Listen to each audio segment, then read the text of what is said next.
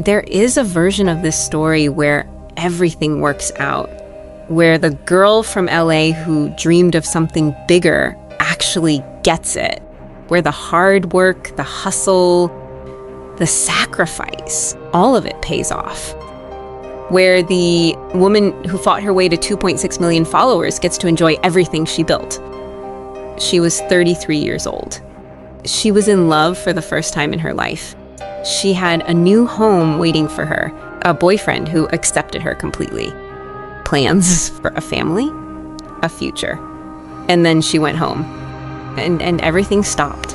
This is the story of Janae Gagnier, known to millions as Miss Mercedes Moore. And this is the story of what happens when fame on the internet stops being a platform and becomes a target. Before we get into what happened on August 29th, 2021, before we talk about the locked door, the silence, the writing on the walls, you just need to know who Janae Gagnier was. Because the news covered her death. The blogs covered her death. Social media couldn't stop talking about her death. But Janae Gagnier was not just how she died. She was a daughter, a sister, a businesswoman, a dreamer, a woman who built something real from nothing on her own terms, and she deserves to be remembered as that first. Janae Lynn Gagnier was born on November 25th, 1987. She grew up in Los Angeles, California, a city built on dreams and reinvention. And from a very young age, Janae seemed to understand both of those things instinctively. She lived with her parents, Mark and Janetta, and her younger sister, London. And by all accounts, her early childhood was a happy one. She and London weren't just sisters. They were inseparable, best friends. They did everything together. Even as a child, Janae stood out. She was sharp, focused. Her family has said she was already thinking about business at 12 years old, already mapping out how she was going to make something of her life. She loved fashion. She loved beauty. She took enormous pride in her appearance, not out of vanity, but out of intention. She understood, even then, that presentation was a kind of language. But life, as it often does, got complicated. When Janae was still young, her parents divorced. And that disruption sent ripples through the entire family. Mark stayed in Los Angeles. Janetta moved back to Texas. Janae and London found themselves shuttling between two states, two homes, two worlds. It took a toll. Janae started acting out, the way teenagers do when the ground shifts under them. She got into conflicts at school. Her parents struggled to keep her on track. But here is what her sister London has been very clear about in the wake of everything that happened. She never had a mean bone in her body. It was always other girls starting it. Janae was just responding. After high school, Janae enrolled in college to train as a dental assistant. It was a practical choice, a safe choice. It was also completely wrong for her, because Janae Gagnier did not think in straight lines. She thought in possibilities. So she dropped out, she packed up, and she moved to Las Vegas.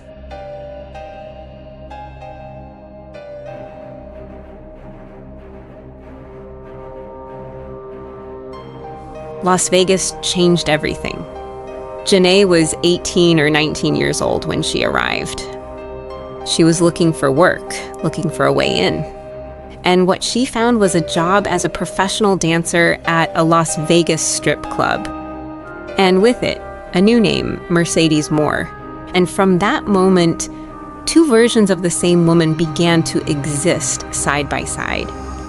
There was Janae, the daughter, the big sister, the girl who loved cooking with her dad and living quietly. And there was Mercedes, the performer, the brand, the name that would one day mean something to millions of people. Her parents weren't happy initially. They were terrified in the way parents are terrified when they understand the world is not always safe for young women. But Janae was making money, more money than she had ever seen. Her family has said she was regularly bringing home $4,000 to $5,000 every weekend at 18 years old. She didn't let it go to her head. Instead, she started spending it on the people she loved, taking her parents to dinner, pulling out wads of cash to cover the bill, treating it like it was normal, because for Mercedes Moore, it was starting to become normal. Dancing was never the destination. Janae was always clear about that. It was a means to an end, a way to build capital, literally and figuratively, so she could get where she actually wanted to go. And then, in the early 2010s, she saw something that no one else was quite seeing yet. She saw Instagram. Instagram launched in 2010. Influencer culture, as we know it today, did not exist yet. The term itself barely existed. Most people were still figuring out what this new platform even was. Janae Gainier figured it out immediately. She created accounts under the name Mercedes Moore across Instagram, Twitter, and later Snapchat. She went on professional photo shoots. She posted with precision. She understood, before most people understood, that social media was not just a place to share your life. It was a place to build one. By this time, Janae had relocated from Las Vegas to Houston, Texas. And it was in Houston that everything accelerated. She became the most popular dancer in her club. Her celebrity clientele grew. She began spending time with names like Drake, Travis Scott, and Offset, not as a fan, not as someone who was starstruck, but as someone they genuinely wanted around. And the reason, according to people who knew her, she treated everyone the same. Because Mercedes Moore's Instagram following began to grow, and then it began to explode. 2.6 million followers. Brand deals with Fashion Nova, appearances, sponsorships, a platform that had become a genuine business. She had plans for a sportswear line, a hair extension brand. She was doing motivational speaking, returning to Houston to inspire young Black women to believe in their own ambitions the way she had believed in hers. Janae Gainier had built something, and she kept who she really was completely hidden from it. No one, not a single one of her 2.6 million followers, knew that Mercedes Moore's real name was Janae. That separation was intentional, sacred even. Her privacy was not an afterthought, and she was about to need it. Fame on the internet is not the same as fame anywhere else.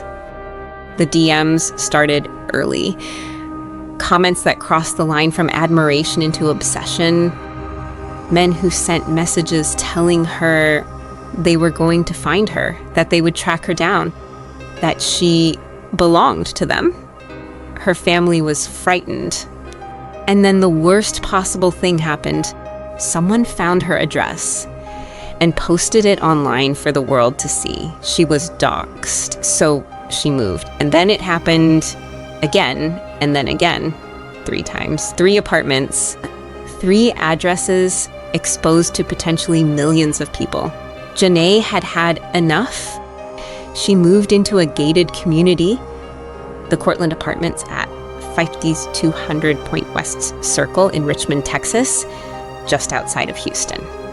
A luxury complex with 24/7 surveillance cameras, a security gate that required a code to enter, full-time security staff. She also completely overhauled how she used social media. She stopped posting photos taken inside her home. She only posted location tags after she had already left the location. She blurred street names and identifying details in the background of her photos. She kept her whereabouts deliberately vague.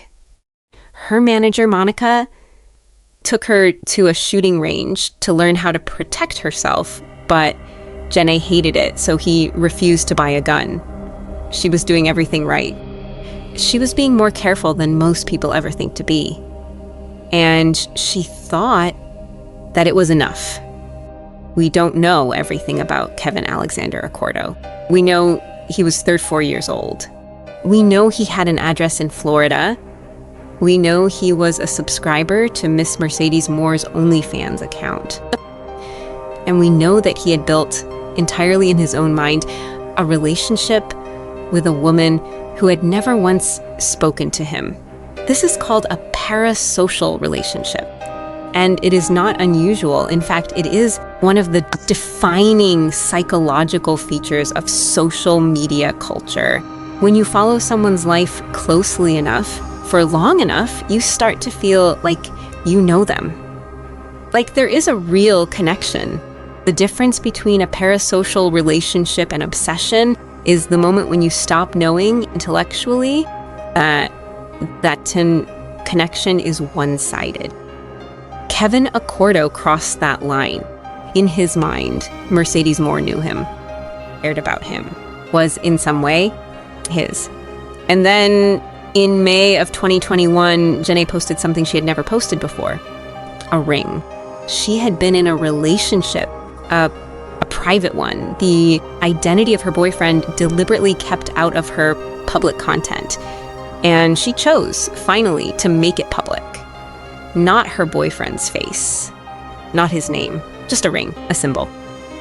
To her 2.6 million followers, it was a happy announcement. Congratulations flooded in. To Kevin Accordo, it was a betrayal. He felt used. He felt lied to. He later wrote on the walls of Jenna's apartment, in a message found only after her death, that she had led him to believe she cared. That she wore another man's ring. There was no relationship. There had never been a relationship. But Kevin Accordo didn't know that, or didn't want to. By the summer of 2021, Jenna's personal life was, for the first time in a long time, genuinely good. She was in a loving relationship. Her boyfriend had been kept private, but her family had met him, and they could see immediately that this was different, that Jenna was different with him. Lighter, happier. They had made the decision to move in together. They had found a house. The plan was for Jenna to move in first, while her boyfriend finished up some work commitments.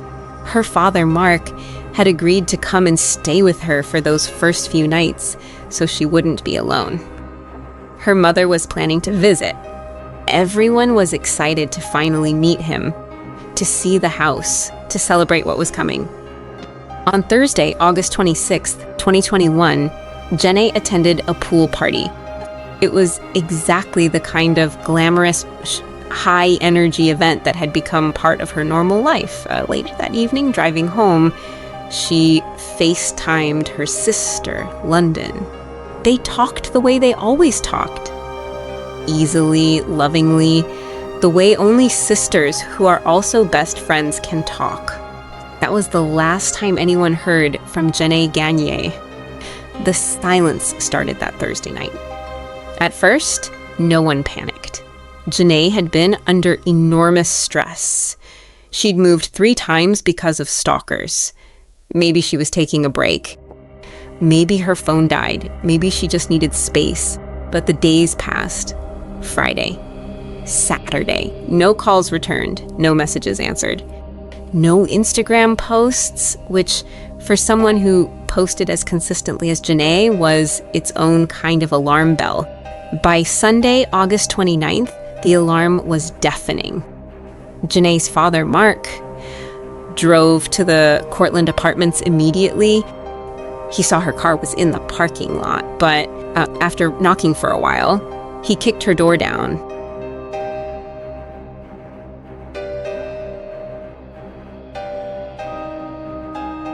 Jenna was at the bottom of the stairs. Her clothes had been torn. She was not moving. He sent his girlfriend upstairs to find something to cover Janae, to give his daughter dignity. And that is when she screamed. Upstairs, near Janae's bedroom, was a man, a stranger, on the floor, a knife embedded in his neck. He was still alive, barely. The man was 34-year-old Kevin Alexander Accordo from Florida, a man Janae had never met. By the time police arrived at approximately 4:30 p.m. on Sunday, August 29th, 2021, Kevin Accordo had bled out, blood throughout the apartment, in the bedroom, the kitchen, the freezer. The medical examiner later determined that Janae had died of strangulation and traumatic concussion, consistent with a violent struggle. Investigators also found words written in lipstick across the apartment walls. Messages from a man who had spent 2 to 3 days alone in that apartment with the woman he had killed.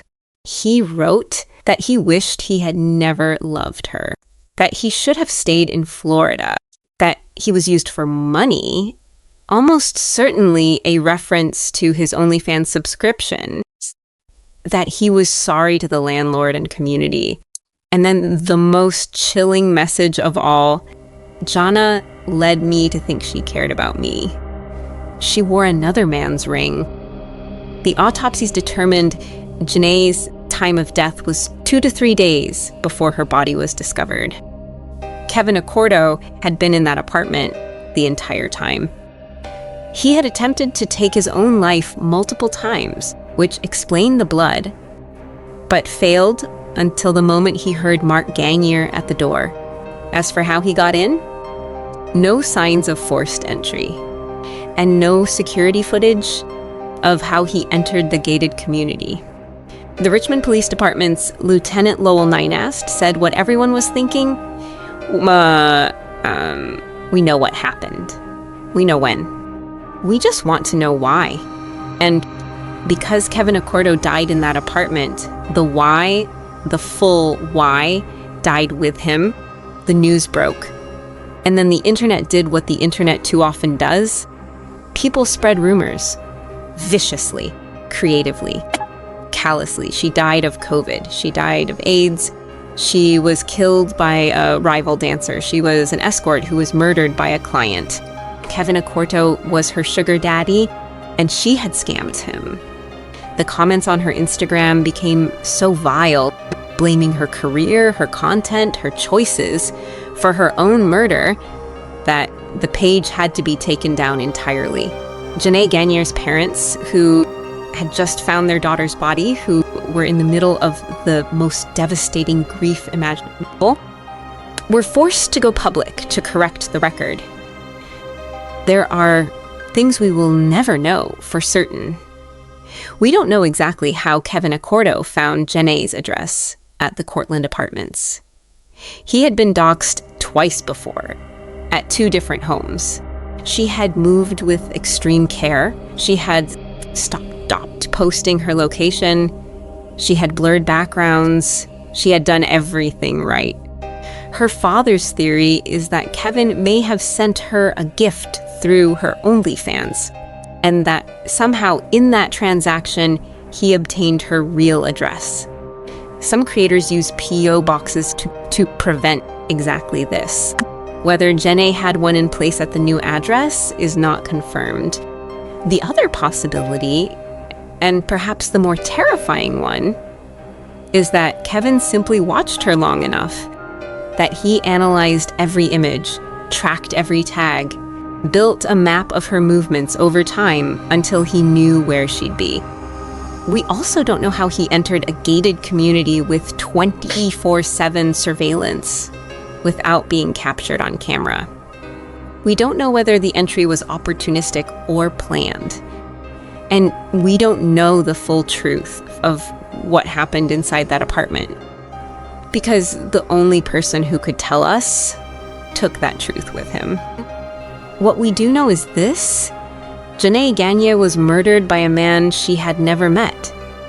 He was a subscriber to her content who had convinced himself their connection was real. She had been afraid. She had taken precautions. She had moved 3 times. None of it was enough. I want to end this video the same way I started it, not with what happened to Janae Gagnier, but with who she was. Janae Lynn Gagnier was a woman who built herself from scratch, who came from a broken home and chose deliberately and relentlessly to chase something bigger, who took a platform that barely existed and turned it into a career, a brand, a life. She was the big sister London looked up to, the daddy's girl who cooked with her father and lit up any room she walked into, the woman who gave motivational speeches to young Black women in Houston because she believed, genuinely, deeply believed, that they could do what she had done. She was 33 years old. She was finally truly happy. She had a home waiting for her, a man who loved her, a family ready to celebrate. Janae worked so hard to keep Janae and Mercedes separate, to protect the private person from the public platform. She understood instinctively what the research has since confirmed, that parasocial relationships can become dangerous. That fame on social media comes with a cost that no one ever tells you about when you're chasing it. She was right to be scared, and she should still be here. Rest in peace, Janae Lynn Gagnier.